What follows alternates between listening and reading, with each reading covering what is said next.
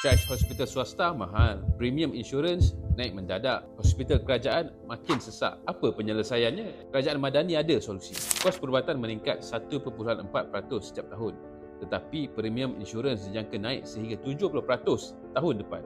Kenapa? Sebab charge hospital swasta makin tinggi dan syarikat insurans terpaksa naikkan premium untuk tampung tuntutan pesakit. Akibatnya, ramai rakyat tak mampu nak bayar insurans, terpaksa bergantung sepenuhnya pada hospital kerajaan. Akhirnya, hospital awam semakin sesak, pesakit kena tunggu lebih lama dan sistem kesihatan kita makin terbeban. Kalau kita tak kawal daripada sekarang, situasi ini mungkin akan jadi lebih parah. Jadi, apa solusi kerajaan? Pertama, Akta 586 akan diperkasa untuk mengawal charge hospital swasta. Harga bilik dan fasiliti perlu lebih telus, harga ubat dikawal supaya tak terlalu mahal. Charge rawatan juga tak boleh dinaikkan sesuka hati. Ini penting supaya rakyat ada pilihan rawatan swasta yang lebih mampu milik tanpa bergantung sepenuhnya pada hospital kerajaan. Kedua, Bank Negara Malaysia telah mengarahkan syarikat insurans menyemak semula premium mereka. Ini supaya insurans tak boleh sesuka hati menaikkan harga. Pada masa yang sama, mereka perlu lebih telus dalam menetapkan kadar premium. Selain daripada premium yang lebih stabil, akan pastikan lebih ramai rakyat mampu mendapatkan perlindungan kesihatan.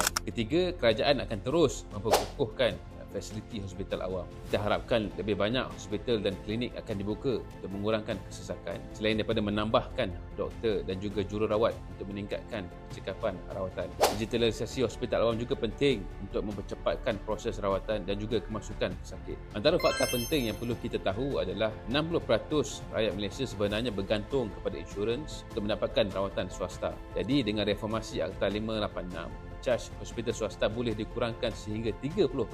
Selain itu, hospital kerajaan kini menerima peningkatan 25% pesakit akibat daripada premium insurans yang mahal. Jika kerajaan tidak bertindak sekarang, premium insurans akan terus naik. Hospital swasta pula akan jadi lebih mahal dan hospital kerajaan semakin padat. Tapi harapannya melalui reformasi ini, charge hospital akan lebih terkawal, premium akan lebih stabil dan sistem kesihatan akan lebih adil.